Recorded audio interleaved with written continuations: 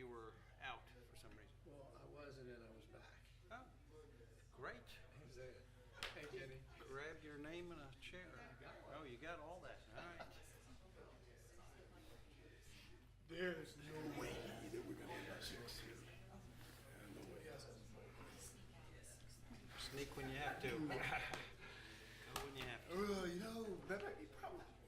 We need 6. We need 6. We have to vote tonight. Everybody needs 6. Interviews yet? Huh? Yeah, we got 6 right now. There's no way we're gonna get 6 either.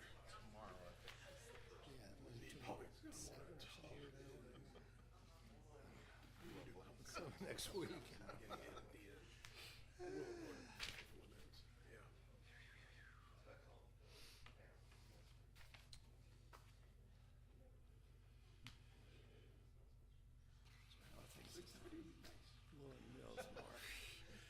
See what happens. But, You're Willow Tree, right? Yes. Yeah. It's quite a story. Mike's just going to present for 10 or 15 Street minutes. on the mall, I'm good, thank you. I guess everybody turn their mics down towards themselves so you can potentially be recorded if that's going to happen. People can hear.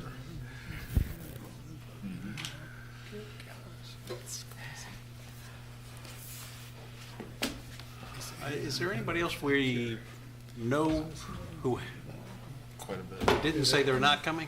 Working on. I think we put It's gonna cost you more. Oh, she has a, and she on the I board? don't think so. Is she on the board, school board? They have a meeting tonight. Oh, she's not. Oh, that's Amanda, right? Yeah, okay. Big, we could go on there, but he said that legislators. No, they Okay. didn't have Okay. All right. because what they had is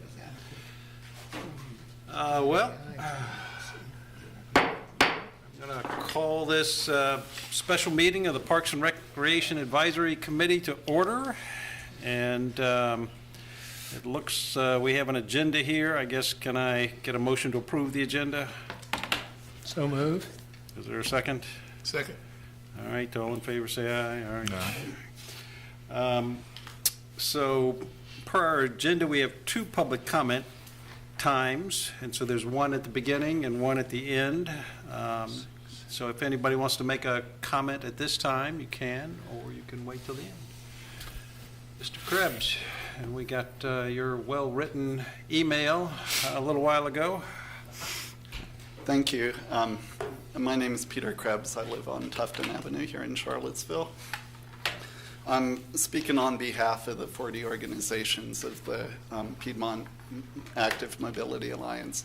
We don't often make comments. Normally we collaborate and work together on things like the Loop de Ville or Bike Month or mapping out low-stress routes around town, or organizing the Active Mobility Summit. So I'm going to take a quick pause to plug that. That's at the Wolf Factory on March 6th and 7th. Please join us. It's going to be the kickoff for the 3-notch trail from Charlottesville to the Afton Tunnel. Be there, be square. Info at pcva.org/mobility summit. You all did get my email about the Parks and Rec Master Plan. I won't read that whole thing off to you. I want to emphasize a couple of things. First of all, the plan is very thorough and very well done. The data collection portion is so useful. I love that part about the citizen needs assessment, the statistically valid information, and it would be great if we can actually use that for other planning efforts going forward. So I really love that. I think another standout piece is the Greenway network that's mapped out. You've heard from the community, and it's been modified. Be sure to, when we talk about greenways, have like paved trails for people with strollers, and also like rugged terrain for people with trekking poles. We'd like to see a lot more development about the Rivanna River. That's actually pretty pretty thin, and in fact, there is no section about the Rivanna. And maybe, it's organized the way it is. A section may not be the way to go, but there's a lot of opportunity there along the Rivanna. And so the purchase of Zero East High Street, for example, showed how important it is for us to be thinking comprehensively about the Rivanna and naming it as such. There's a couple other things that we really love. We love the inclusion of flow tracks for learning bicycles, learning to ride bikes on, flowy surfaces. But we'd also like to see urban versions of it, like a traffic playground or like a traffic garden where kids can learn to stop at stop signs and stuff like that. Perhaps partner with a school for those. And perhaps also a little further development about the large natural areas. They're simply referenced. There's not a lot of development there. So Ivy Creek, not really mentioned at all. And they're one of our member organizations. Sometimes they feel like a forgotten stepchild. Ragged Mountain, Hayward Forest, and even Sugar Hollow. All of those will need collaboration with the county, of course. And also, although it's not a framework park, we think that McIntyre Park is central and significant enough that it should get more than just 3 bullets to it. Let's be thinking about the trail system within the park, the botanical garden, how the garden fits in both programmatically with what's going on in Parks and Rec in the city, but also connectivity-wise. So thank you. I'm grateful for you all not starting the 3-minute clock, but I'll not run over. Respect your time. Thank you. Thanks, Mike. Thank you. This is good work. Thank you. Anybody else want to make a comment at this time? Again, there's a period at the end for comments as well. All right, great. Well, we'll turn to Mike to do a presentation of this draft plan, and appreciate you appearing yet again before us. And I want to commend you on the plan. I think it is just a massive amount of information you had to collate and collect, and the amount of work that went into it is really impressive and really shows in the plan itself. And I think it's really very thoughtful and very well put together, and thank you for that. You're most welcome. Hey, so folks, first of all, I kind of want to start with, the fact that it's been a wonderful opportunity to work with all of you, staff, the community, as well as, the advisory board, city council, to kind of craft this plan. We really looked at this as an opportunity to be a partnership, and we feel like this reflects not just community values, but also, I think, a realistic and implementable path forward. I do appreciate and why we are trying to be completely transparent about collecting feedback. Do appreciate any feedback that the public has, any feedback that staff has, the board has, planning commission has, city council has. We want to make this plan as best as possible. And so where there are opportunities to enhance, where there are opportunities to add to the plan for it to be just that, to be the best master plan for Charlottesville Parks and Recreation, the system, we want to make sure that we do that. Before I kind of start to share my screen, one other comment I do want to make is that just to kind of clarify what a master plan is, and maybe in some cases what a master plan is not. Though we did do a deep dive on some improvements for each park, we did do the connectivity analysis. What this is not is you are not endorsing, recommending, adopting at each of the stages. You're not adopting that you have to do everything in the plan. It is not intended to be in stone. It's intended to be a guiding planning document and reflect the community values. It is obviously a 10-year planning horizon.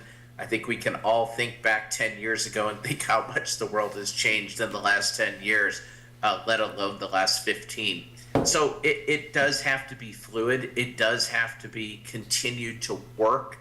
It has to be revisited, and it has to, have the ability to, be flexible. And so I do want to make sure that, you're not endorsing a capital improvement plan. We're making recommendations for improvements, and that is kind of that path forward. In terms of the goals and the actions, these obviously, again, are recommendations. We feel like these will be even more dialed in as we get into March and dial in with folks' comments. But I also wanted to make sure that we recognize that, that those are to be reflected as well in this plan and are subject to change. So I appreciate all the comments and again, appreciate the partnership and the hard work.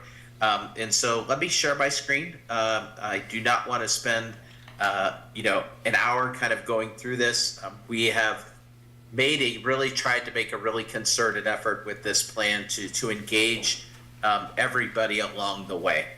So that when we got to this point, that it is the kind of feedback that Peter provided. It is the kind of feedback that you provided, Mr. Chair. And so that there's not questions, there's not concerns, there's not, hey, how did you come up with this? And so I hope that this presentation does a good job of kind of summarizing, all of the key components without getting into the nitty gritty of every word on every page of a 100-page document. So let me get started here. As soon as I can move this out of the way, there we go.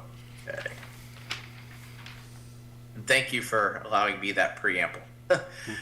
So the master plan process, there's a lot of phases to this. And I think it's important to recognize that we really tried to think about implementation along the way. We really tried to think about operational impact along the way. We really tried to be mindful and reflect community engagement and community values along the way.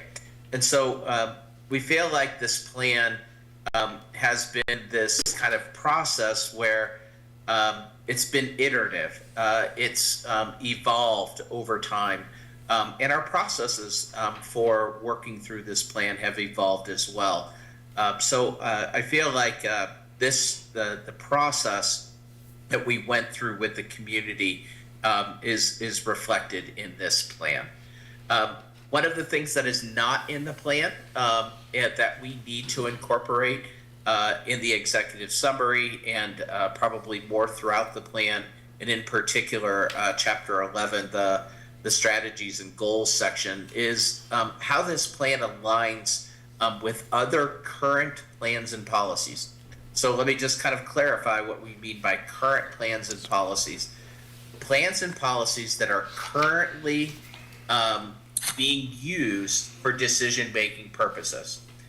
There are other plans out there that we use as information that we took into consideration as we worked to develop the plan.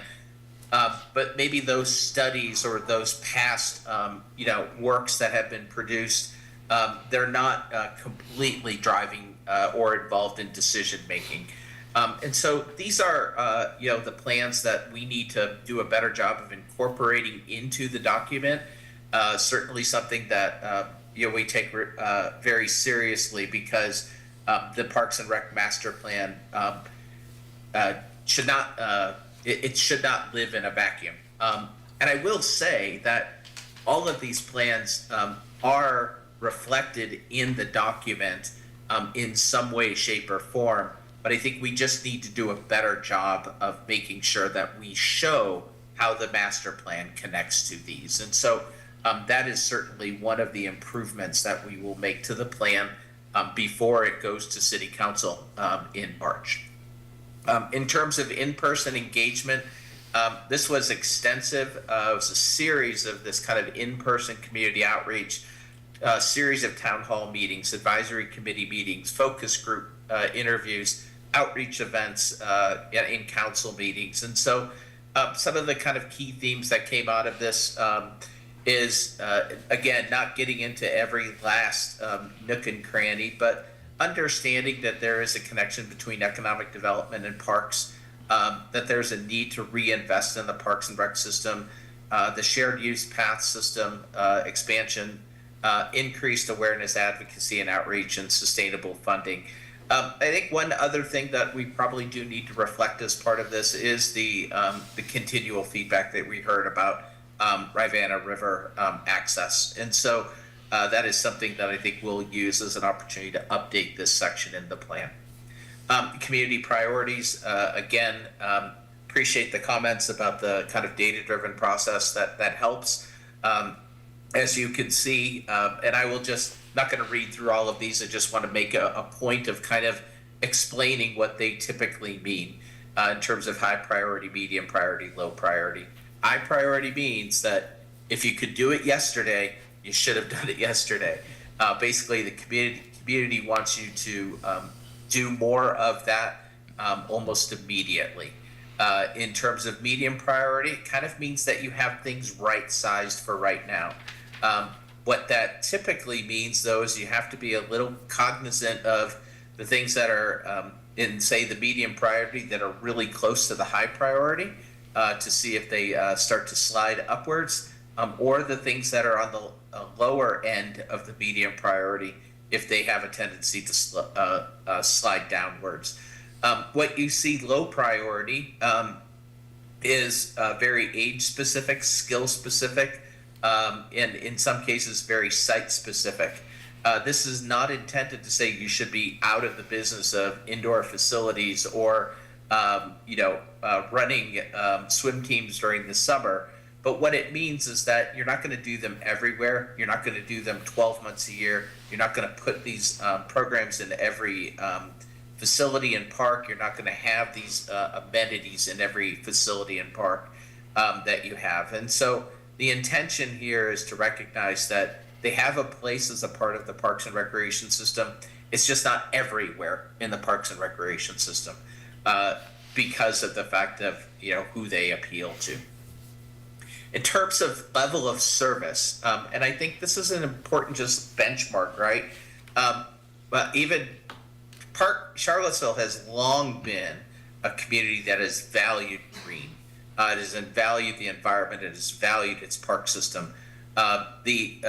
The acquisition of additional pieces of property just over the last 15 years has been very reflective of the community's values. And so I think what you see here is just kind of comparing Charlottesville against the typical community across the country that fits your population, which is currently around 50,000 or so. What this typically means is that you're seeing here that you have way more acres per thousand than the typical community of your size. And you also have many more amenities, that ties to the typical community of your size. This does not in any way, shape, or form mean that you stop adding amenities or you stop adding parkland. It just simply means that, hey, I think one of the things that we want to recognize is that it's a reinvestment in the existing park system so that it values and reflects the community's input and how they want to experience the plan. That is a priority over adding parkland at this point. In terms of level of service and access, about 84% of Charlottesville residents live within a 10-minute walk to a park. That is very significant. It's much higher than most urban cities. But again, Charlottesville is somewhat unique in the sense that it's a unique urban environment in the sense that it is only 10 square miles, but it is significantly higher. We did not want to necessarily rest on this finding that was determined early in the process, which is why we kind of proceeded with the connectivity analysis component of the plan. In terms of cost estimating for capital improvements, we've been through this, but just to remind you, we looked at this through three buckets.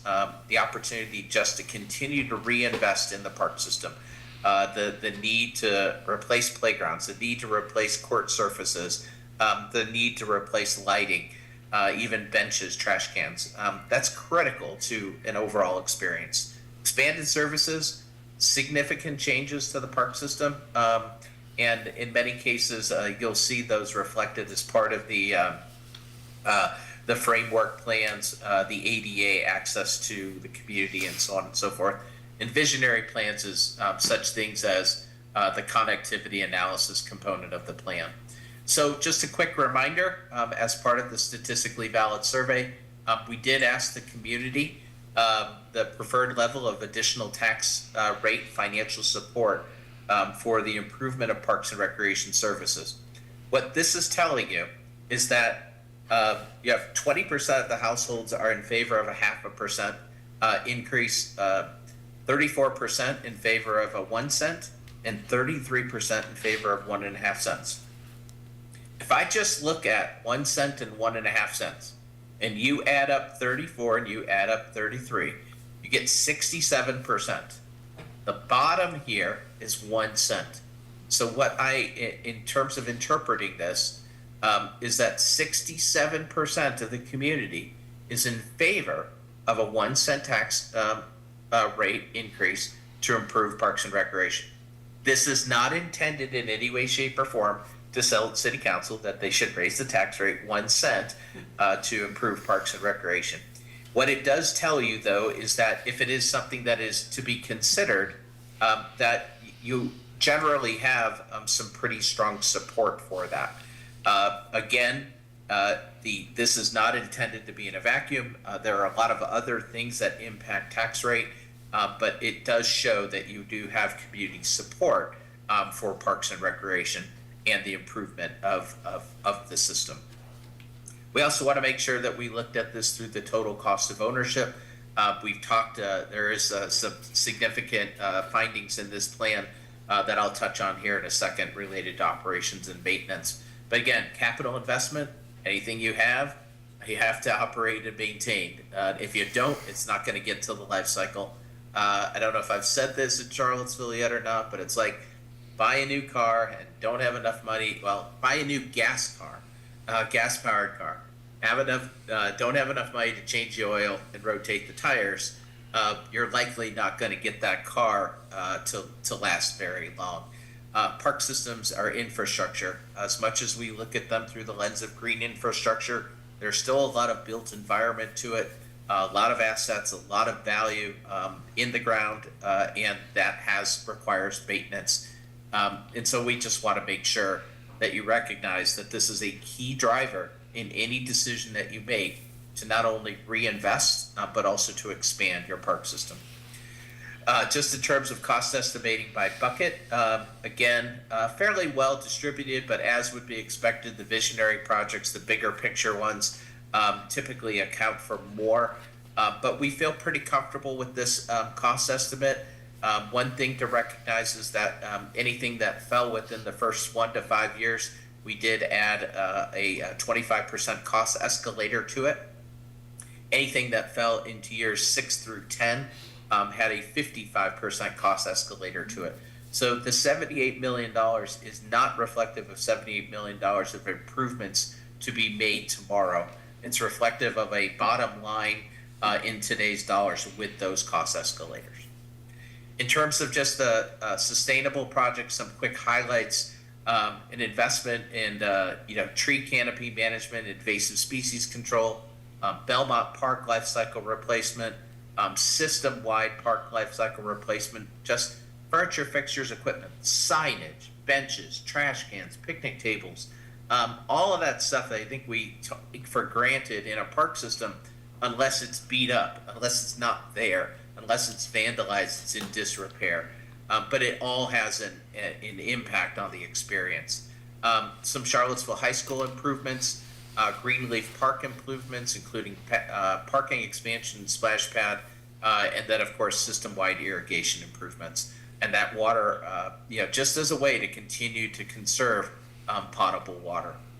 Expanded service highlights, ADA accessibility, and then each one of the framework plans are kind of the highlights of this specific expanded service bucket.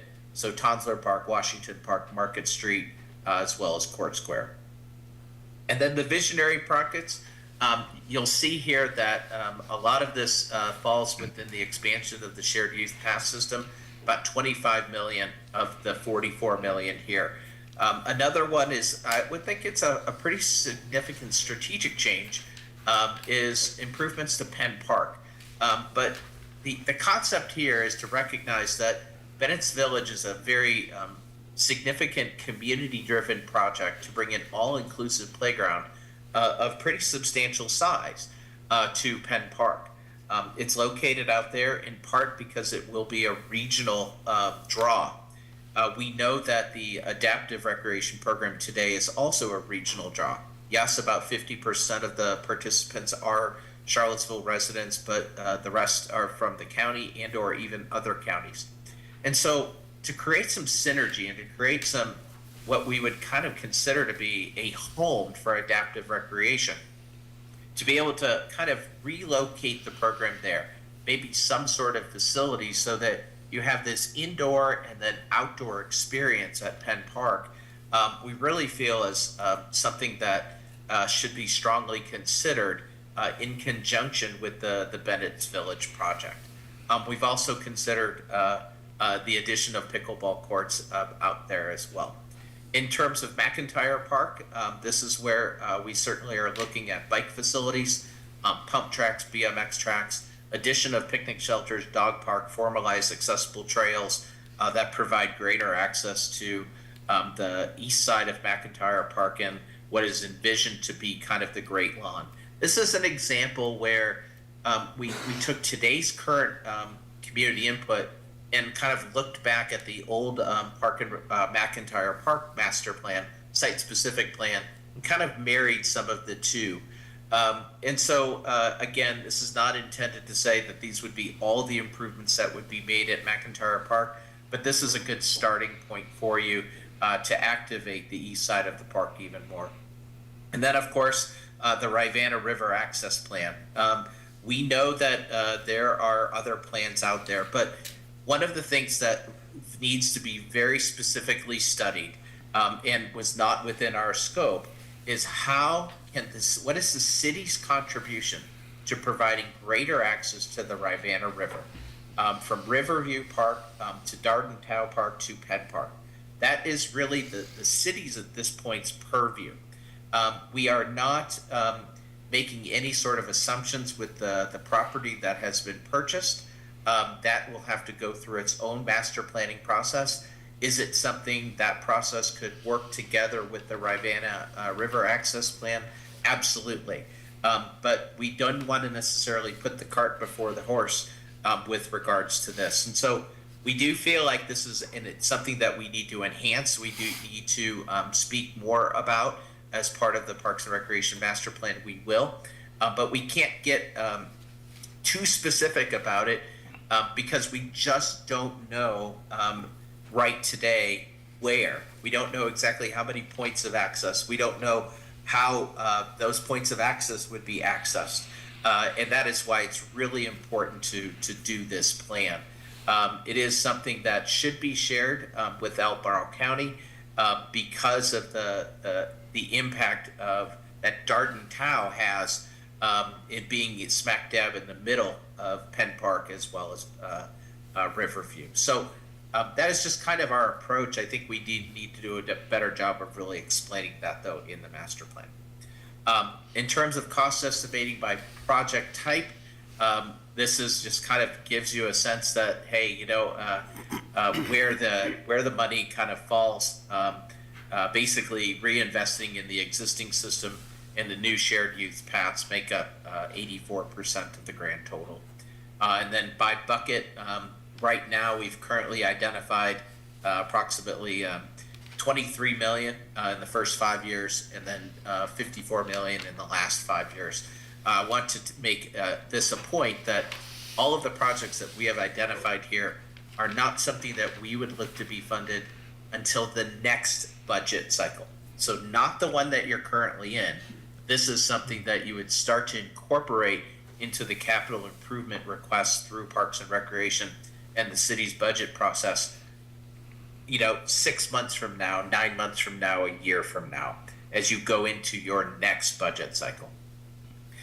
In terms of maintenance costs, I think that we made it a concerted effort to engage staff around this. It certainly became pretty apparent that if we are going to make recommendations on the capital side, that we need to know what the operational impact looks like. And so, without getting into too much crazy detail, what we really wanted to do is identify all the major assets in the park system.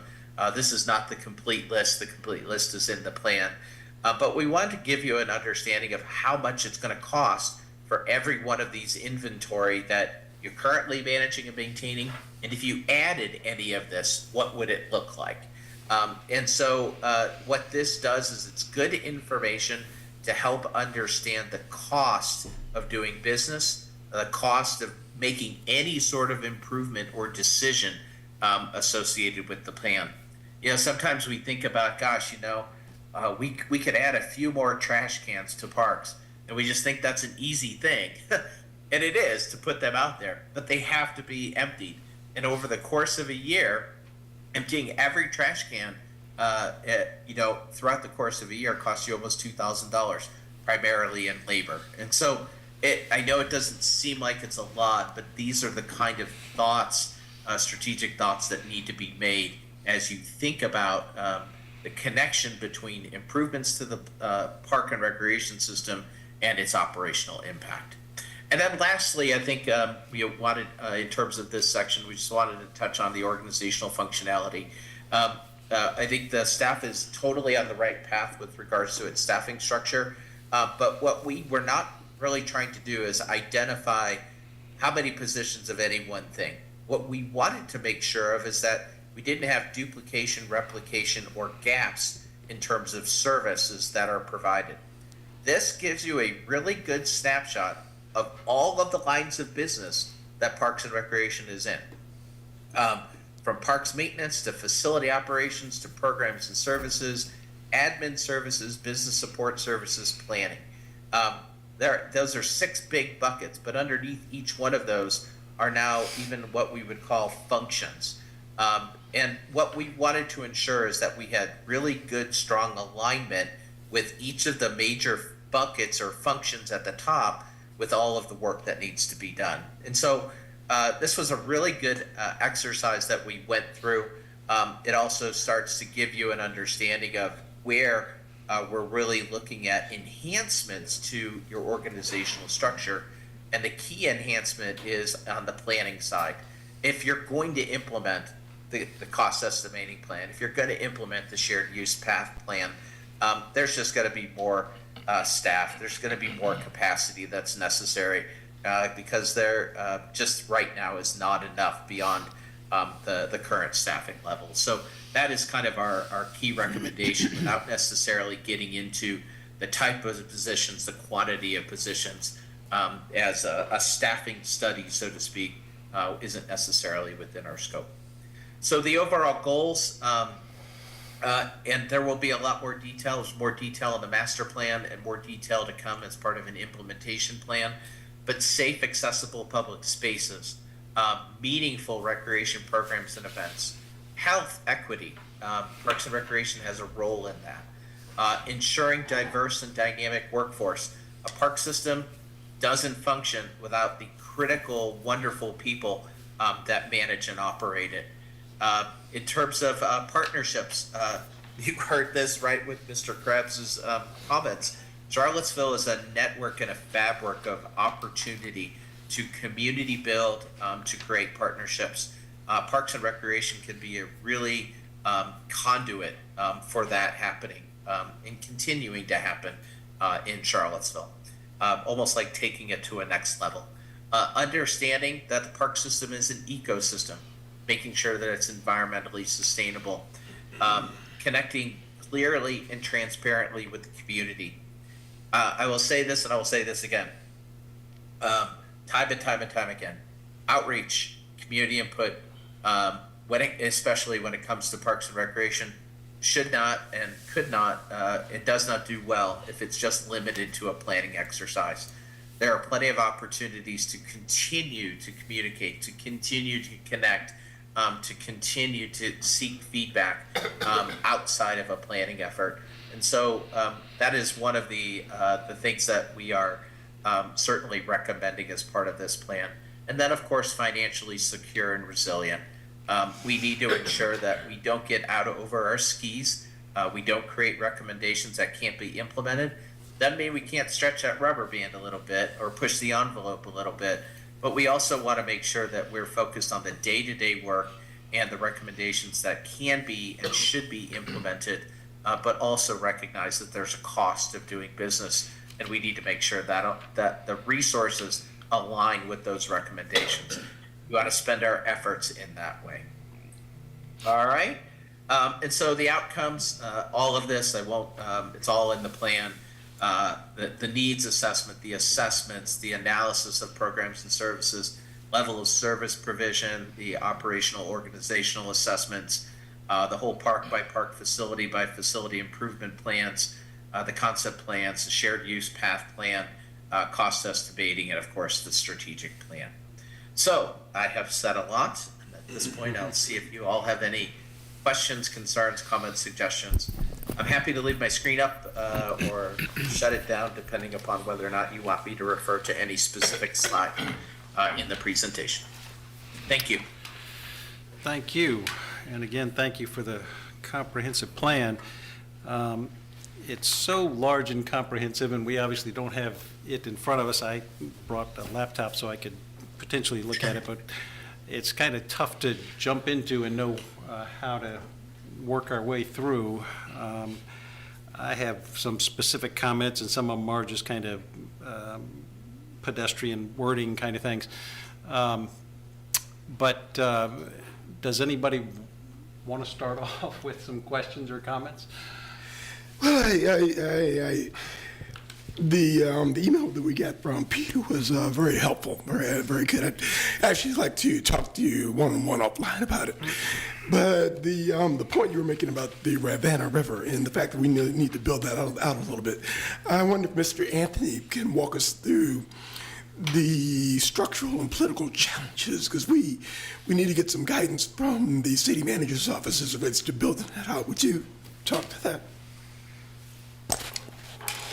Testing, can you hear me? Yep. Yeah, so again, number one, Zeta High Street is not under the Parks and Recs portfolio. When the city decided to buy that portfolio, the city manager's office clearly states that there is no plans for it. Today, he has no plans for it. So it's going to be 100% up to the city manager's office is to make that decision whenever he makes that decision. If it's going to be a park, he will let us know, and if it becomes a park, we will follow our process. And our process is simple.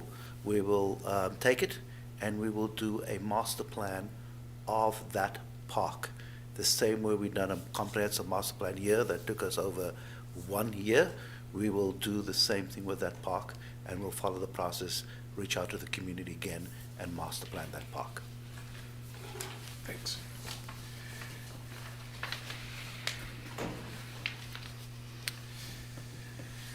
The other question I've got is about the another email we got. This came from Joe, I believe. And the question he was asking, the thing that caught my attention was what we're doing with the adaptive recreation program and the move. Can we talk a little bit more about what that move looks like and what the timing is of that? And is there anything that we need to, it was John, by the way, not Joe, anything that we need to do to build into the master plan that addresses what we're doing with the adaptive program? Are you comfortable with what we've got? Yeah, so to address the adaptive need, as you could see per the master plan and the boss's plan recommendation states that since we're having an all adaptive playground, right now that is the Bennett's Village at Penn Park. We just opened up the first phase. That process is probably going to take roughly about another 5 years. What the master plan calls for, it just makes sense that it is a regional park, since it's a regional program, and it will have roughly about a 3.2 acre all adaptive park. Relocating the adaptive department there with their own facility makes sense because of that playground. And that is the move that we are looking to do.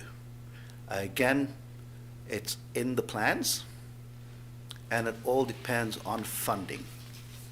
As you saw about, we have to request funds, and with our CIP process, there are other priorities as well for the city to take care of. So whenever Bennett Village is completed, we will start working on plans on trying to look at building a facility out there to meet our adaptive recreation department's needs. Good. Thanks. So I thought it was, just a thought. I was surprised that when we did the survey, the feedback suggested only a lukewarm interest in having after-school programs. And I wonder if that's a result of the people who actually answered the survey, or folks just really not interested in after-school programs. Because it seems to me that's a pretty dire need for the working population. I'm just surprised that, it wasn't more, the perceived need for that wasn't greater than reflected in the survey.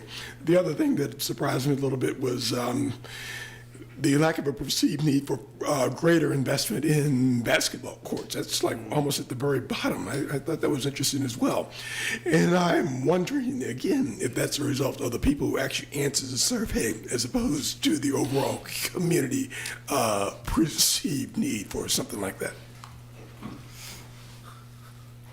I'll defer to Mike. Go ahead. Yeah, I'm happy to respond to that. I think the couple of things regarding the after-school programs is number one, when you think about it in the context of the entire, if you think about it in the context of the entire Parks and Recreation, environment, meaning the community as a whole. Not everybody in the community has kids that require an after-school program, which typically kind of falls in that 6 to 12-year-old age group. And so the people that have a need for that, whether the need is met or whether it's not unmet, is kind of a finite group of folks. And so from the community as a whole perspective, after-school programs do not necessarily rise to the level. However, we did do cross-tabulation on this, and we did, and this is reflected in the plan on the page number at the bottom of the document on page 33, where you see that for households with children ages 0 to 9, after-school programs is a high priority. And so though it's not a high priority for the community as a whole, it is very specifically for that age group. And so what this means is Parks and Recreation needs to market very specifically to those types of folks, those families for after-school programs. Anything that, again, is a high priority means that there's a desire for it to be expanded yesterday. And so shifting resources to it along those lines is certainly something that is recommended. And the second part of your question, I do apologize, basketball courts. I think that was the basketball court question. A way to look at this one is to recognize that it's a sport. Yes, basketball is the most participated sport in the country. It's right up there with golf. However, from an overall perspective, when you think about comparing the number of people across the country that play basketball to people that walk for exercise, basketball is about 1/5 of that, which is why trails is so critically important to folks. So I would look at it and say, yes, basketball is a sport, requires a specific skill, and it also is kind of confined to a specific age group. 90 or 85% of folks drop out of team sports by the time they're 13 years old. So basketball typically falls within that category. That would be my only other comment and maybe a look-see into why those rankings fell where they fell citywide, but also just to recognize that after-school programs are a high priority for households with kids 0 to 9. As it relates to basketball courts, I would just remind us that basketball is a significant release valve in our community. And when we look at what the young people in our community are going through these days, with all the guns and all the other things, the ability to get out there and play ball as opposed to doing other things is pretty important. So. Yeah. As somebody who still plays basketball, I concur. On the question about the question of who was answering the survey, that obviously that's meaningful, because if young people who play basketball weren't answering the survey, and they probably weren't, then that's going to fall down. But I do remember that you all were quite pleased with the diversity, economic and otherwise, of the pool Yes. of people who did respond. Isn't that right? Correct. I appreciate you circling back on that. I did not respond to that specific comment. A statistically valid survey has to be geographically and demographically responsive to the community. And so what that means is that if we did not get survey results from all parts of the city, all of the different neighborhoods that are reflective of, age, income level, race, ethnicity, so on and so forth in terms of those demographic factors, it could not be statistically significant. The other component about a statistically significant survey is the fact that when folks 18 and older were responding to the survey, but when they're responding to the survey, most every question says, do you or members of your household? And so they were answering not just on behalf of themselves, but everybody in their house. Again, which is reflective of that very specific after-school component question. There's no way that we would have anybody taking that survey that were ages 0 to 9.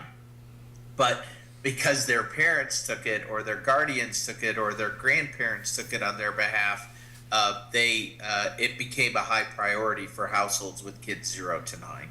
And so I think that's a significant driver to understanding not just who took the survey, but who was responding, and they were responding on behalf of everybody in their house.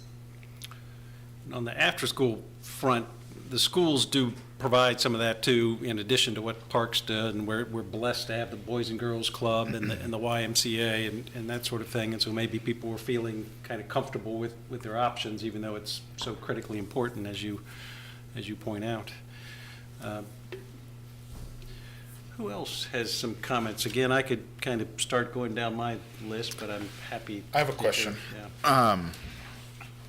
Mike, thanks for the great presentation, the great report. I wanted to ask two things. One is sort of about shared use paths versus trails, and I see a lot of the response, and I think we've talked about this a little bit before, but a lot of the response was interest in, rugged trails, and I think a lot of the plans that we have are for more accessible, paved or otherwise. So I'm just wondering how we are balancing those.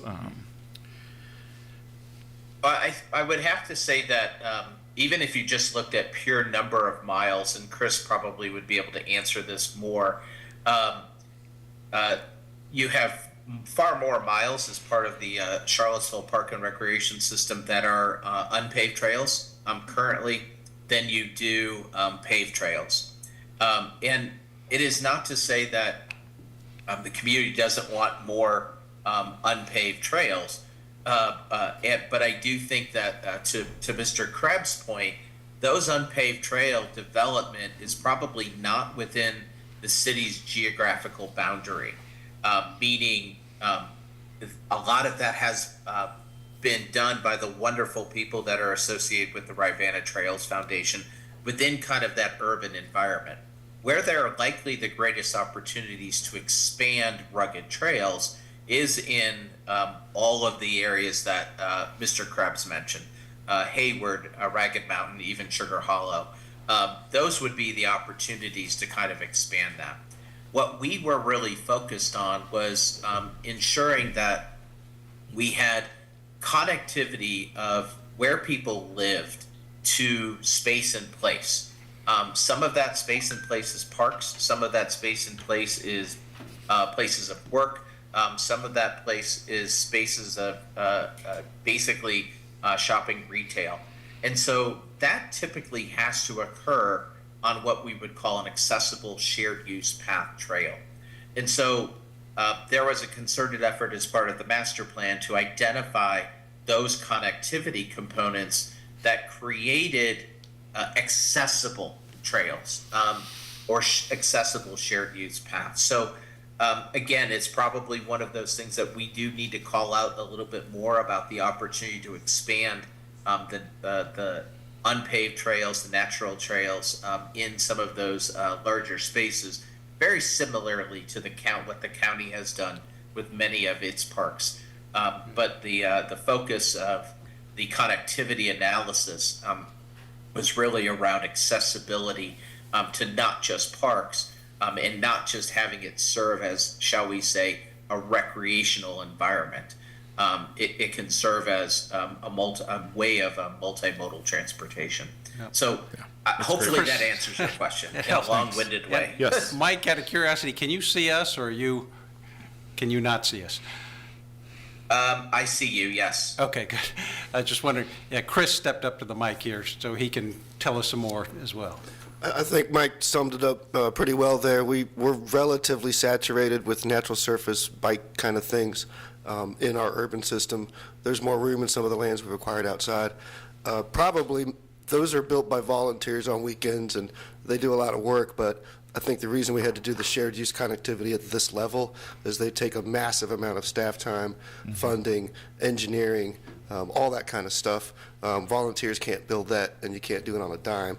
So I'm really glad that component got put in there. But also, I know we've seen some comments where I'm not sure the plan really mentioned rustic trails all that much, and some people thought, therefore, we had forgotten them or that we were going to pave the Ravenna Trail. Certainly, our task all along has been to complement the existing Ravenna Ring Trail wherever possible. There's a few spots they're just going to have to squeeze together to cross a creek or go under a road. But that's been the braided network has been the goal all along. So I believe they've added some language to the plan to make sure that was clear in case it wasn't to begin with. That's great. And as a member of the Ravenna Foundation Board for a long time, we're fully supportive of the shared use paths and the braided network.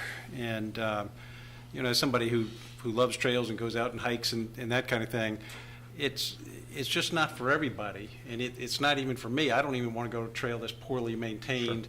Sure. Yeah. And, it's so much nicer for such a wider group of people to go on a nice paved trail or a hard surface trail that you can walk next to somebody. You don't have to worry about poison ivy or ticks or briars or whatever. And it's just much more inviting. And as Mike was alluding to, it also is really important as a potential transportation, particularly for folks who don't have cars. And rustic trails are not very inviting to some people who just aren't comfortable in the woods, whereas a shared use path is. And so I, too, was really surprised by the fact that rustic trails came in essentially higher than paved trails. I was expecting the opposite of that. Yeah. But we have had and have a lot of rustic trails that need better maintenance, and the city's starting to do better with that. Anyway. Yeah. And one thing I'll add is when I was first hired, it's been 18 years, Mike, I think. Yeah. I was pretty much the only one building them. Since then, the public works side, even VDOT, you'll see everything they build. So those transportation systems, that dollar amount and that heavy load is not purely on the parks. It's kind of like after-school care. It's a team effort across the board. But Public Works Department has stepped up their game tremendously in terms. So I'm not building things along the high side of 250 anymore. The real engineers can do that. I'm going to go build the stuff in the woods that is also part of that network. Thanks, Chris. All right, I have one other question about staffing, and I think Chris kind of teed me up there. But I know when we were going over the goals in that presentation, staff and sort of the workforce component was number 4, I think, in terms of our goals. And I know all of those are high priority goals that are put there. And there is a good section in the plan about this, but everything here is going to take people to do it, and time and planning and analyzing and all that. And I just wondering if you can speak a little bit more towards the growing of that workforce within Parks and Rec and within all the other kind of agencies that we need to partner with as well to actually implement this. Well, I think number one, what you just said, I think is also critically important. I think sometimes the first thing we think of doing is how can we just add staff, and that is critical. But I also think there, as Mr. Krebs mentioned again, there are a lot of wonderful partnerships that have existed in Charlottesville for a long time. I just think at some point it's incumbent upon the city to kind of take a role as to be that community builder, be that conduit, be that facilitator. That in turn, I think, will help with some of the staffing capacity issues. There is a recommendation, as mentioned, in the master plan that speaks to staffing capacity expansion should be focused on the planning function as personnel resources are needed to achieve, the capital improvement, shared use path development. So though Chris may not be in the business of actually managing a construction project, he's still going to be taking on a significant role in getting it to that point. Land acquisition, easements, grants, whatever that might be to kind of get you to that point. So we do feel that there is a significant role to add people, 1 person, 2 persons, 3 persons, depending upon how quickly you can achieve capital improvement dollars to work with in order to make these projects happen. So yes, I think that is certainly critically important. The other thing that I will mention is there is the goals and outcomes in the plan, but we're currently working behind the scenes with staff to identify each and every one of the actions that is necessary to achieve that outcome. That is something that we will work through as we get the plan updated, and it becomes what we would call an implementation plan matrix, or as I've always referred to it, having lived on that side of the table, that became my Bible. That's what we continued to reference to know whether or not we were achieving it. So that implementation plan matrix is something that we'll be developing with staff. So that it's not just goal-based, it's not just outcome-based, but what are the actions that are going to be necessary to achieve those outcomes, to achieve those goals, and staffing capacity is certainly going to be a part of that. Thanks, Mike. You're welcome. Anybody else got something that's burning, or I'll start on my list, and hopefully that other people will come up with other things. So on page 15, I think you're just kind of talking about what people like or what's important, and you use a term fitness sports, and I thought that needed more definition. I don't know whether you want to take a moment to tell us now what it is. Is that like exercise classes, or what are fitness sports? Page 15 was one reference to it. Yeah, hold on 1 second. Let me find that really quickly. Are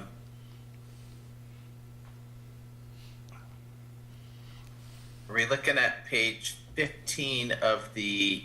I think it's the document. Oh, it's under the trends. Yeah, it's under the trends section. Yeah, that sounds about right.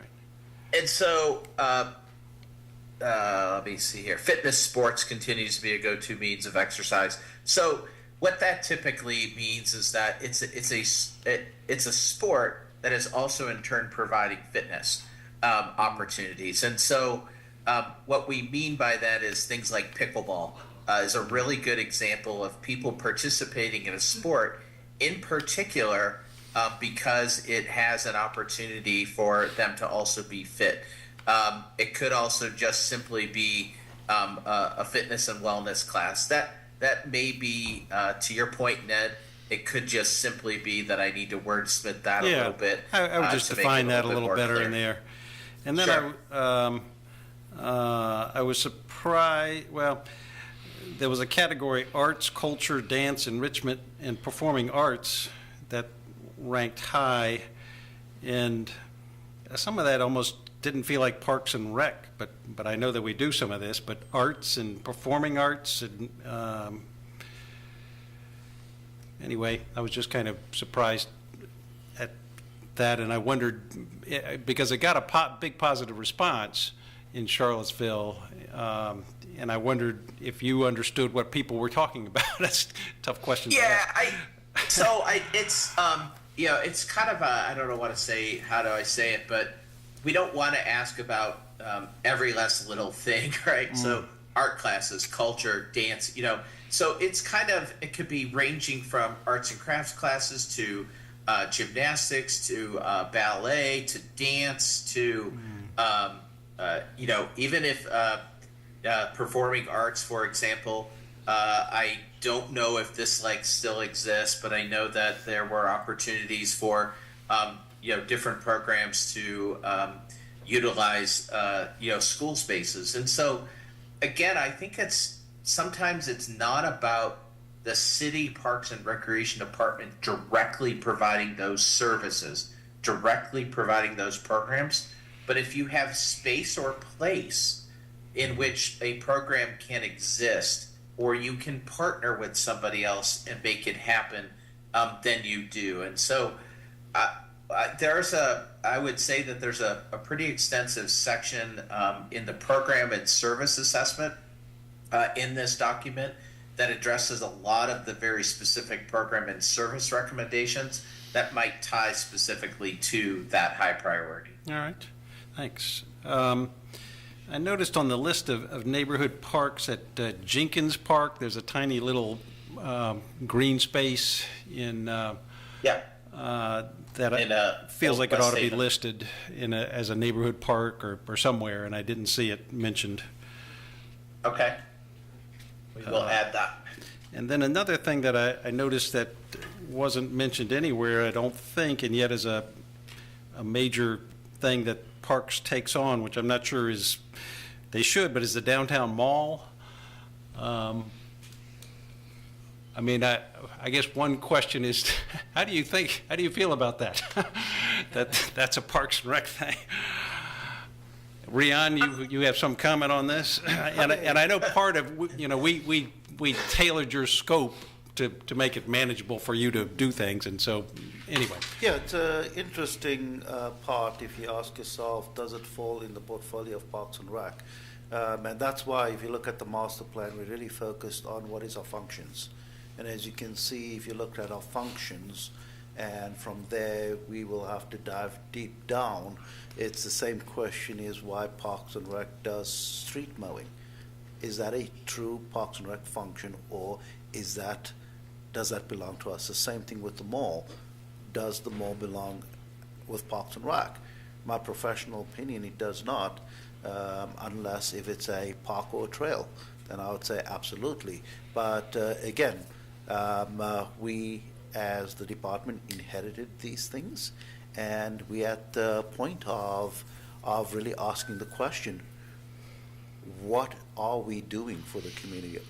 What is our purpose for the community? And the purpose is to provide recreational opportunities and provide services for the community. So we're really looking at, does this fit into our portfolio or not? Or does this fit into another department that makes sense? Maybe it makes sense just to reference it in the master plan and just say something like what you just said. Yep. That, I don't know whether it makes sense that Parks and Rec is so heavily involved in the downtown mall, but it seems like it ought to be mentioned since we are. I don't know whether there's a typo or maybe it wasn't seen, but there's you mentioned the TJPDC bike ped plan in 2004, but there's an updated one in 2019. It's findable online, and maybe you just need to type that in instead of 2004, but if you haven't looked at it, if your team hasn't looked at it, it's worth looking at it because it does have a lot of details and a lot of heat maps and where businesses are and people are and that kind of thing. And so it's a good document, 2019 TJPDC. On the trail maps, when it gets down there, they're sideways, and my basic Adobe Reader can't flip them, or if it flips it flips everything else and that kind of thing. And I wondered if you could flip them in your in the plan itself, so that when people are looking at it, they can see it better. Yep, there's a way for us to do that. Not a problem.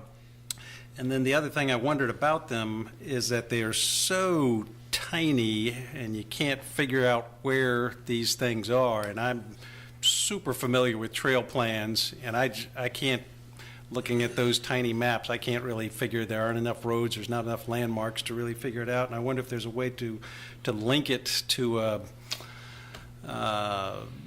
some internet map or something like that you can zoom in and see details better, or if there's some other way to make it so that you can actually figure out what it's talking about. Because again, I struggled a great deal trying to figure out what things were. And then on the trail ratings, on the priority, there's a interesting table there. And I just, there wasn't a description at the top of it of what the numbers meant, whether a high number was good or a low number was good, or what they meant. And so if you could put that detail in there about whether a 1 is good and what is a -1, there's a -1 in one place, what does that mean? And so there just kind of needs to be a legend describing Sure. what those things were.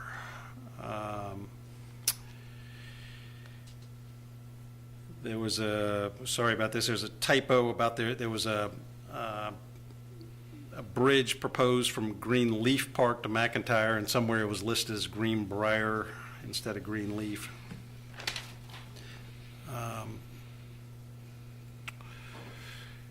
Court Square Park, it describes some things it needs. One of the things it really needs, just basic maintenance, is that the bricks are not in good shape at all. They need attention now, kind of thing.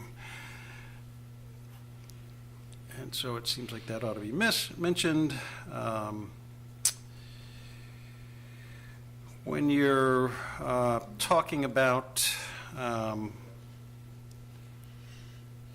Greenway financing, well, just finding money in general, but this particularly because of my interest about greenways is that, and this is kind of a silo thing too that you mentioned, and I'm glad you mentioned, but it's a kind of a citywide silo thing for greenways, is that it shouldn't just be Parks and Rec doing it. It shouldn't just be Parks and Rec going out and find grants, because it's really a transportation, greenways are. And so the city has a transportation department, the city has an economic development office, and connected multi-use paths are a major economic developer. I was just down in Farmville, and they have this wonderful High Bridge trail down there that's multi-use path. That's a major magnet down there. The Saunders Trail at Monticello claims a huge number of visitors every year. And so I'd appreciate it if you'd find a way to put in there that's something that ought to happen, is that not only should the parks be responsible for greenways, but within the city ought to think of them as transportation, with transportation dollars, with neighborhood development dollars, and economic development investment money.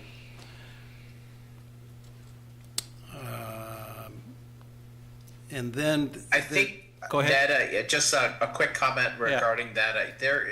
yeah, we do have the funding sections, correct? Yeah. And so I think what I could possibly do to address that is to recognize that Greenway funding strategy could also fit within the section that says funding strategies for other funding strategy opportunities for other departments, and then make some sort of footnote associated with that.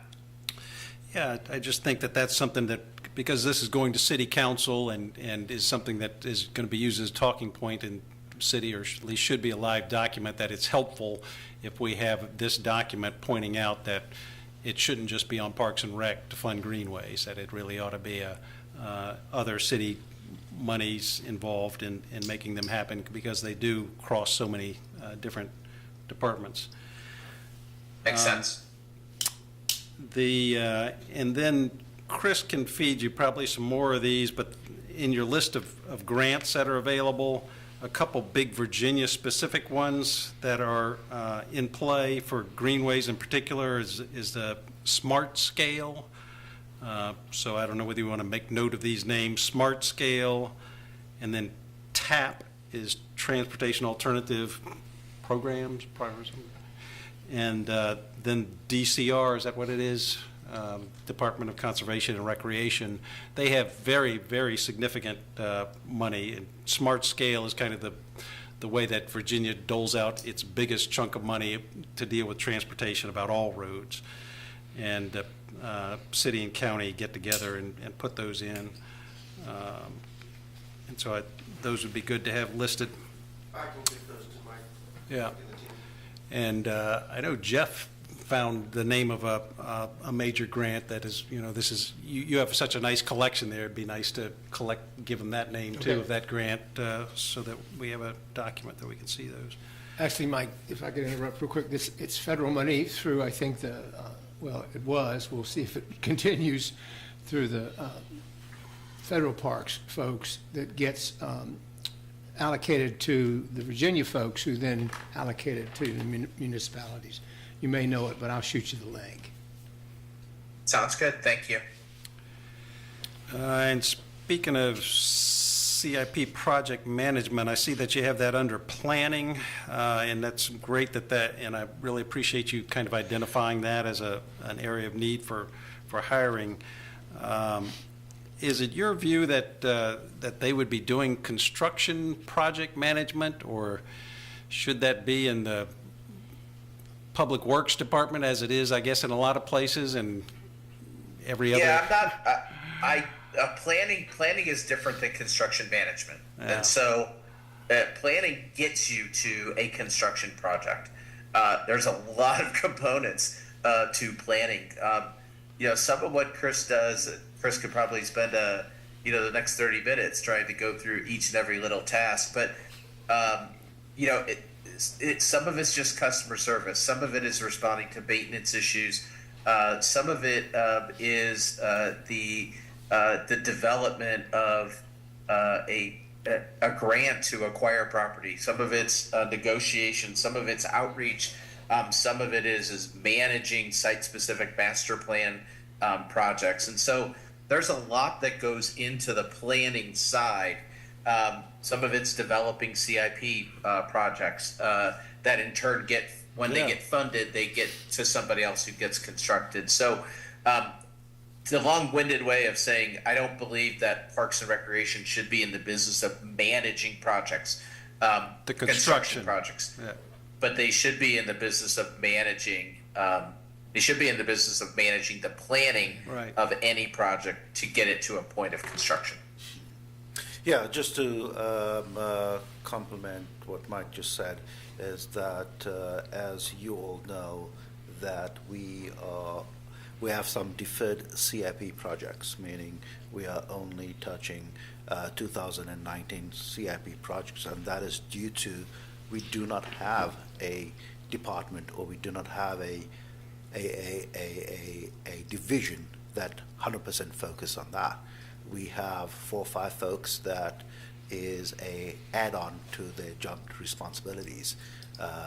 We do 5% of the work, and that is why, if you really read the master plan, one of the number one things is calling reinvesting in our assets.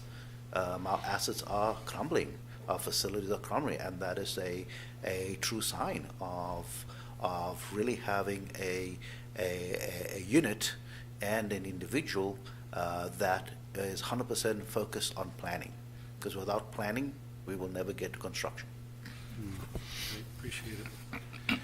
Real quick, Yeah, that's actually been happening recently. I was just telling Katie, my new boss, we get them to bid, and Public Works is taking them over for construction management. So those VDOT projects, when I go, here you go, Eric. yeah, I know that's a new thing with the VDOT project. And, yeah, and that's through the Right. Transportation Public Works Department. There's also now a city grant writer. So I Yeah. think he brought up the OLRP type funding. That's a Yes. huge bucket of money. So I actually was in my office today going, now what do I want to do? And I think we're heading in that direction already, but we can incorporate that. Like you're saying, if this goes to council, you want them to see that like that strategy's working, keep it up. And then we don't have to hire all the new staff and do all of the heavy lifting. So. Right, great. Thanks, Chris. And on the staffing, yeah, you pointed out that, this is not a staffing study, and I really appreciate hearing that you all are having more detailed discussions about that, though. It seems one, I guess, statement in here that maybe I didn't see, or maybe I think needs to be more pronounced, is just lining up staffing with priorities.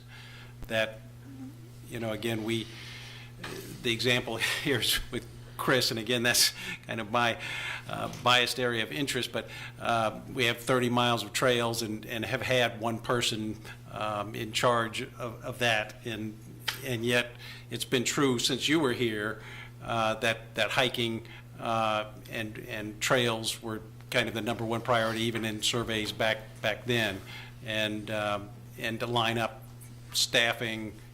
But it's obviously true across the board, and not just this one example, but that staffing should line up with what our priorities are and what people's priorities are. And I did not see that strong a language in there, and maybe you could find a place to put that language in there, if you agree. Absolutely, not a problem. Appreciate the comment.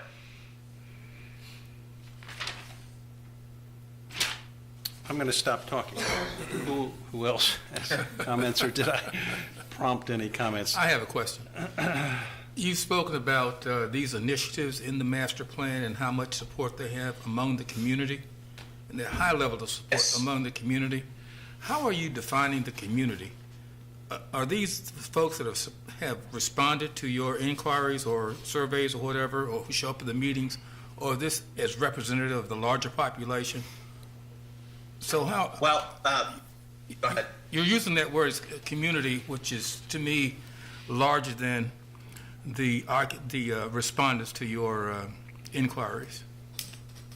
Well, I think the best way to say this is that we made a significantly concerted effort to reach people in a number of different ways, whether that be the project website, whether that be the outreach events that were held last spring, whether that be focus group, 2 rounds, 4 or 5 days of focus group meetings, whether it be the 4 public meetings that were held, whether it be the statistically valid surveys, whether it be the Parks and Rec Advisory Commission board meetings or city council meetings. We tried to get as many people and find as many different ways to reach as many people as possible.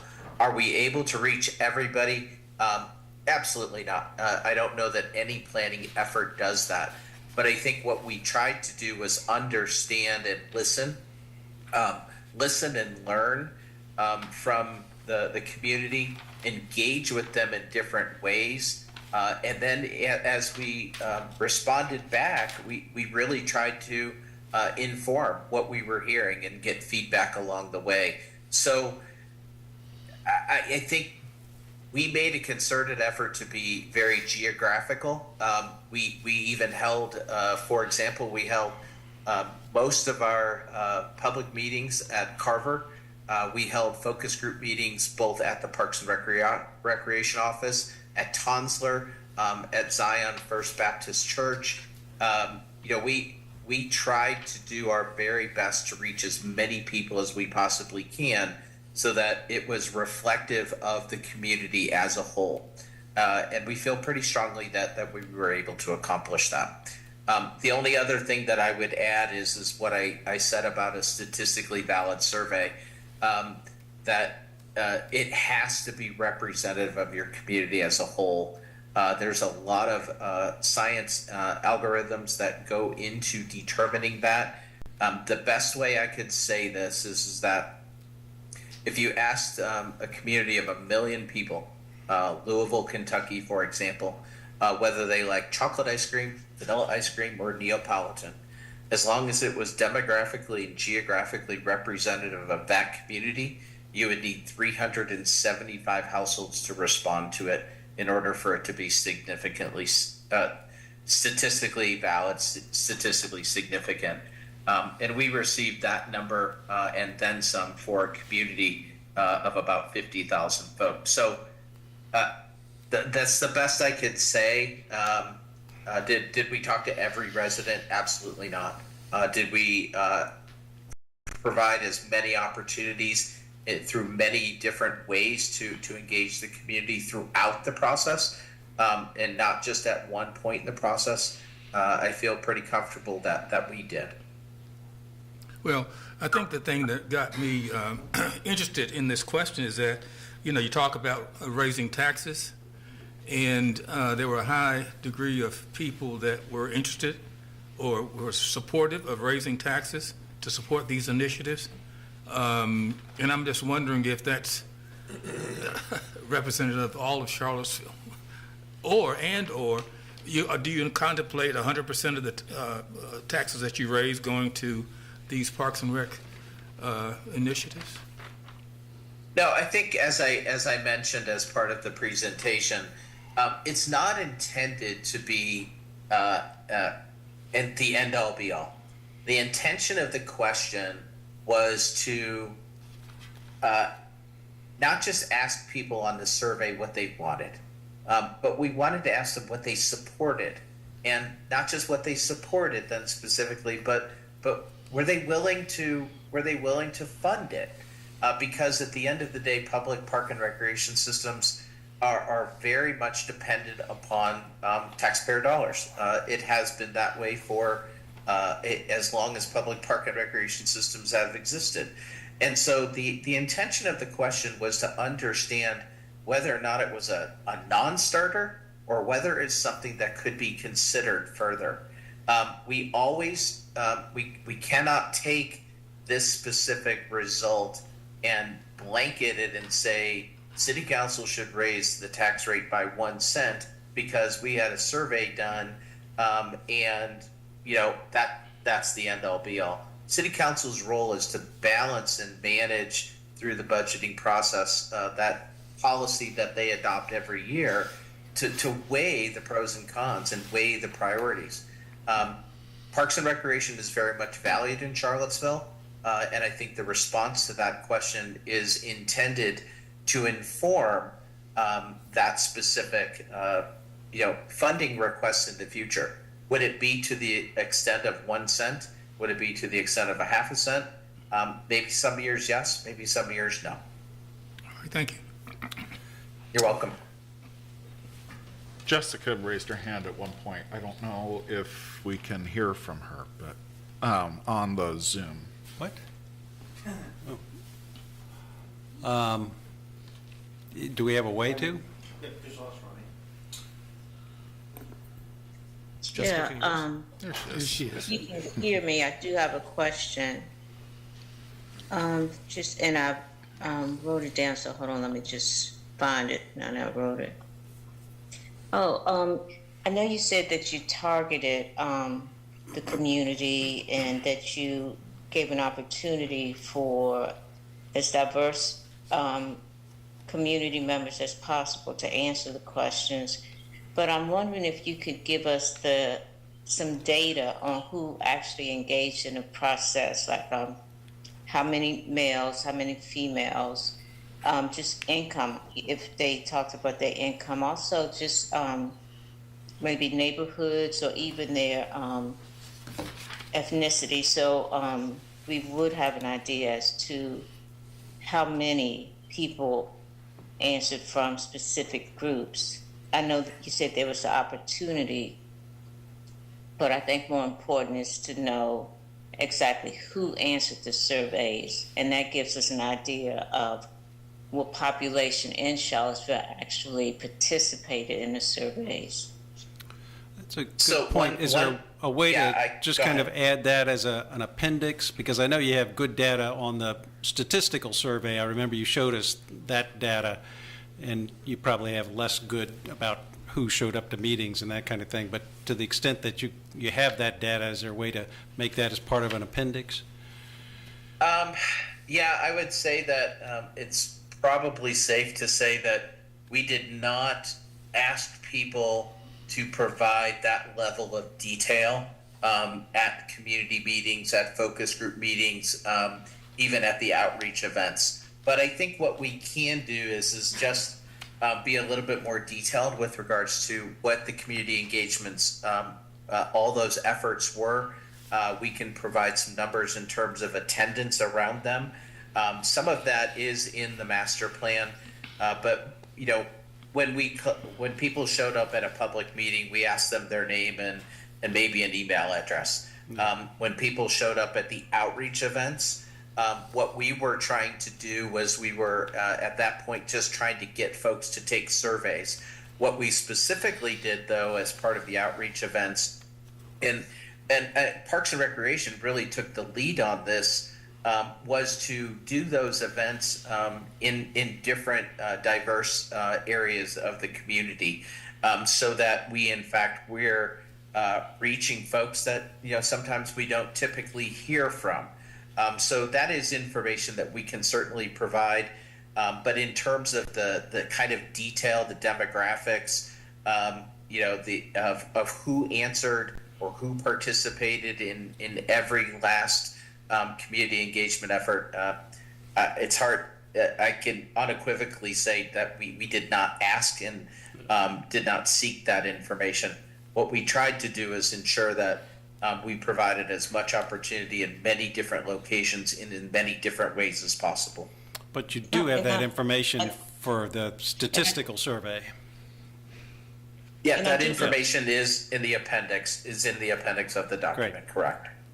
And I do understand that. I guess, in saying you provide the opportunity, it doesn't really give a good indication as to who answered. And so saying we gave as much opportunity does not necessarily mean that you actually do have a very diverse group of people who answered the questions. And I'm thinking even about like the issue about the basketball. I've talked to members of the Rosehill Drive community, their neighborhood advisory board, and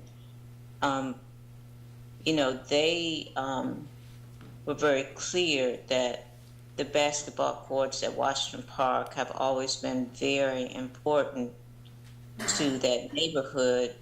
And when they were, moved from the top of the park to the bottom, that was, quite a disappointment, and that they voiced that concern. But it doesn't, show up. So I understand what you're saying, but you provided opportunity, but based on just some, and I'm from the African American community. That's my church is African American, predominantly African American, although it is diverse.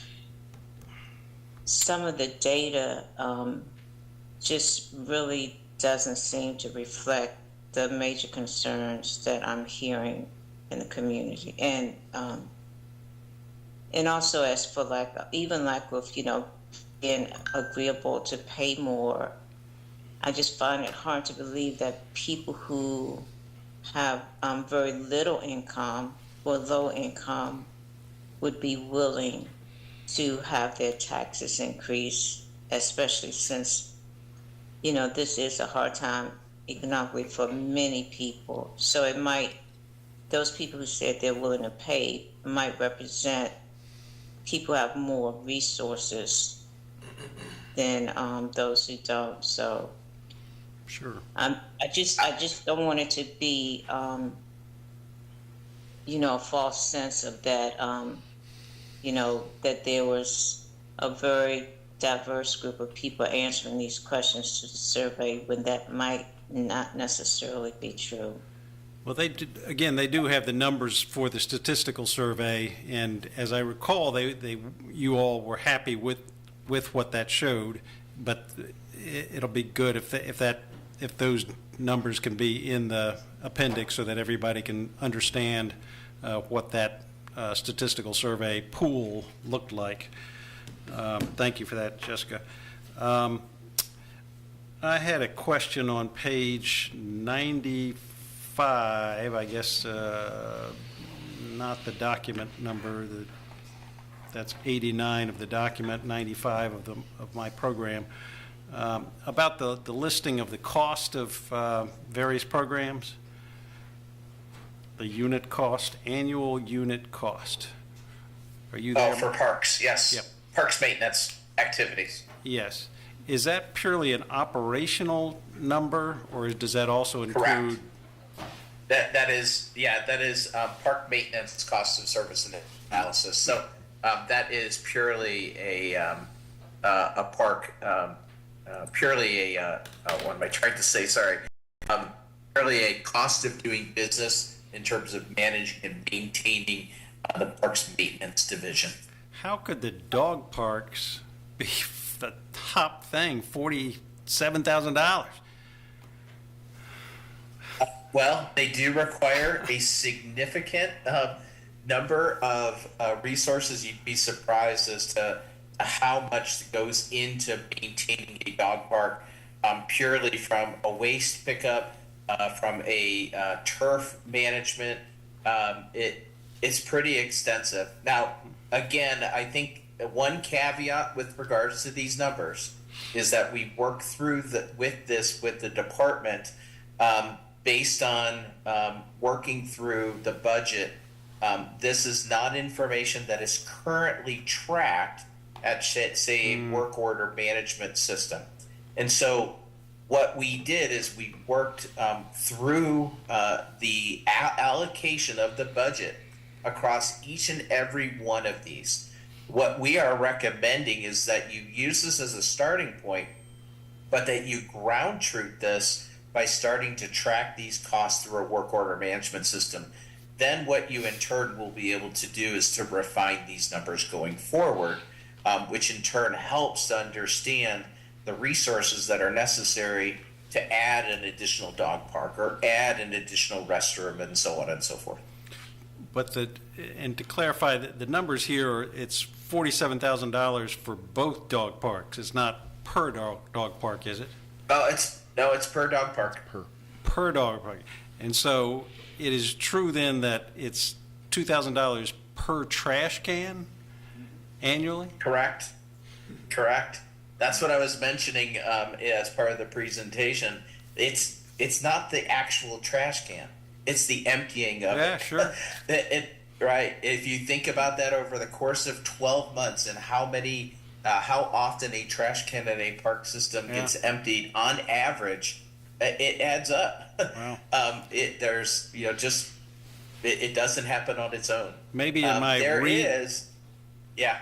I was just saying, maybe in my read of this, if you could just make it clear that is per item, per unit, that it's, maybe it's clear in there and I just didn't read it well enough, but if you go back and look at it, just make sure it's clear that that's per unit, because that's quite a thing.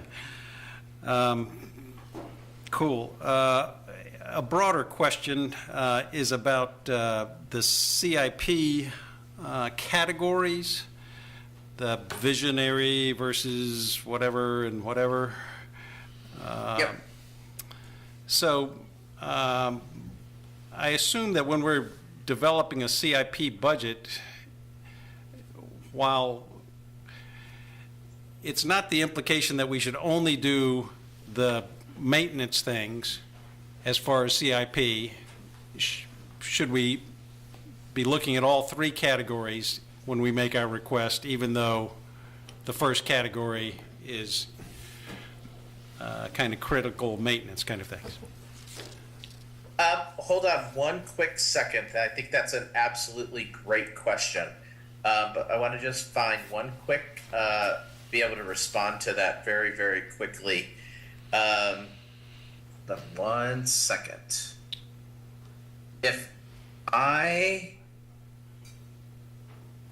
When you're thinking about your CIP and you're thinking about, I think what I'm hearing from you is how are you going to prioritize this, right? Right. So one of the things that we asked in the survey, it might not actually be in the body of the report, was improvements to existing facilities versus improvements to new facilities. So there are two specific charts in that in the full appendix. It's question 16. And I think what we see here is that there's a pretty strong balance between taking care of what you already have and developing new. So I'll give you a really good example. But I'll drill it down to question 17. Which of the 4 actions would you be most willing to fund? The very first one is add, expand, improve trails, walking loops in existing parks. Number 2 is general repair, increased maintenance. And then number 3 is develop connections to amenities. Where I would turn to is to look at that statistically valid survey as a guideline. Again, not to use it as the end-all be-all, but use that as a guideline as to what people prioritize, what they have the most support for, and what they would be most willing to fund as a starting point when you start looking at each and every project. Rian, did you want to? Yeah, so also on this point, once we move through the adoption, Parks and Recs and board and city manager's office works truly starts, because we're taking these plans and really trying to work on a matrix is how are we going to make sure that this is a priority versus that. So that's where our work is going to have to really start, is really looking at these plans and really prioritizing that. And once we have a good prioritization, then the next battle could be is adding these stuff into the CIP process. And as you all know, the CIP process at the moment is really challenging. We do have a few major buckets that is directed by City Council. Number 1 is going to be affordable housing bucket. The other one would be the expansion of city schools.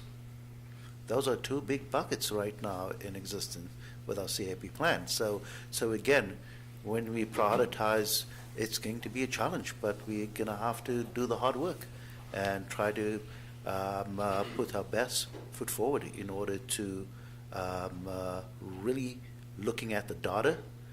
That's why we have a master plan, is our guiding North Star, is to really show we are not doing the things that we've done in the past, was to say, oh, I like this shiny object, so I'm going to put a CIP in there. Now we can truly show and say, here's the reasons why we really want to develop or reinvest or build new, is because according to the survey, according to our master plan, this is what it states. Right. So my final comment is really just to endorse Peter Krebs' comments that he sent by email that I thought they were just an excellent overall list. I got, was, in the time I had, I was going through the weeds, obviously, as you can tell from my comments, and I really appreciate his broader comments that I thought really were excellent all the way around. Other people comment? Yeah, I would agree with that. Again, Peter, I think we'd be good if we could chat. But I do ask us to remember the counsel we got from our director regarding Ravenna and some of the other things that need to happen regarding Zero High Street and getting direction from the city manager's office as well. We probably can't get as much detail Right. as Peter's asking for on that piece just yet. The other question I've got, we've got a lot of good comments from Ned. Are we capturing those? The reason I ask is Because they're gold, that's why he's asking. because the reason I ask is on Tuesday, I'm going to have to find a way to incorporate Ned's comments into whatever we recommend. So it would be helpful if I could get some high level outline of what Ned has suggested. Yeah, so Mike is taking notes, we are taking notes about everything goes to a consultant. But if I could get that before Tuesday, Oh, yeah. so I can have it in front of the commission too. Yeah, we'll work with Mike to get that. Who else has comments? It is our bewitching hour. Great. No, my questions were already addressed, Ned, so Yeah. thank you. Well, so we do have a time for final comments by any members of the public, if anybody has any comments after all that. Okay, great. Well, really appreciate people coming out and listening, and hopefully. Do we need to make a motion? And do we need to vote? Yeah, it sounds like we do. Yeah, we do. All right, what I would like to do is make a motion. Okay? I would move that we recommend that we move the plan on to the planning commission and then on to council. But we do so taking into account the bulk of the comments that were provided mostly by Ned, because Ned, you had a lot of editing that we need to do, and you had more recommendations. You had most of the recommendations to the update. So that would be my motion. Sec- Go ahead, Mark. All right, so all in favor of approving the plan to move on to the planning commission with our comments, say aye. Aye. Any opposed? Abstentions? Okay. Great. Again, thanks, Mike. Thanks, and Mike. Thank you. Parks and Rec team and Thanks, Rion. folks for coming and listening. Didn't quite make it, did we? Thank you, folks. Good though, I'm impressed, because I started to get nervous.